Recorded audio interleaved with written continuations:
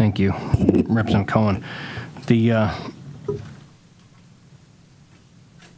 Office of Public Affairs that put out a release related to the Commonwealth of Pennsylvania paying $48.8 million to resolve the federal government's claims that it provided benefits to ineligible aliens. It went on to say in the article that it was a settlement, so it wasn't necessarily even the full cost of what Pennsylvania allowed to be taken by people that were not eligible for benefits. And the Senate fiscal note estimated the first year costs at $496,000 to $746,000 for the first year costs of starting to implement this program. So the administration's multi-million-dollar assessment of the benefit really raises some question marks as far as how they arrived at the numbers that they claim they'll need in new staff to implement something that is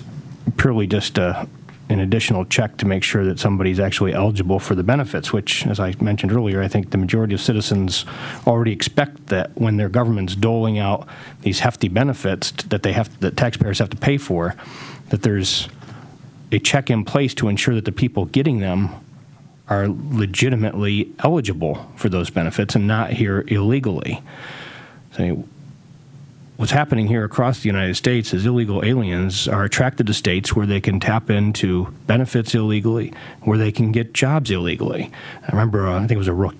Reuters story that was following an illegal alien family up from Arizona, and they said they kind of traveled through the country with them at the time, I believe. And where were they headed? They were headed to Pennsylvania because they heard there were jobs in Pennsylvania for them, because Arizona was shutting down access to jobs through many of the state initiatives with E-Verify and other programs that they were implementing to stop illegal aliens from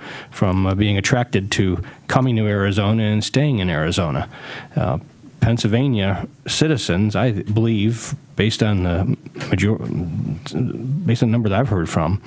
want us to ensure that we're not attracting illegal aliens here, that they're not attracted here to steal American jobs from Pennsylvanians, that they're not attracted here to tap into benefits illegally, taking away those benefits that should only be given to somebody that's eligible, and ultimately ending up costing Pennsylvania taxpayers hundreds of millions of dollars more a year. So whatever the administration wants to assess the cost at, it doesn't give any legitimate reason why we shouldn't move this forward, because I think it's a common sense protection to ensure that somebody that's tapping into public benefits is eligible and not here illegally trying to steal from American citizens the benefits that should only be given to them, or steal from the taxpayers by taking benefits that they shouldn't be given.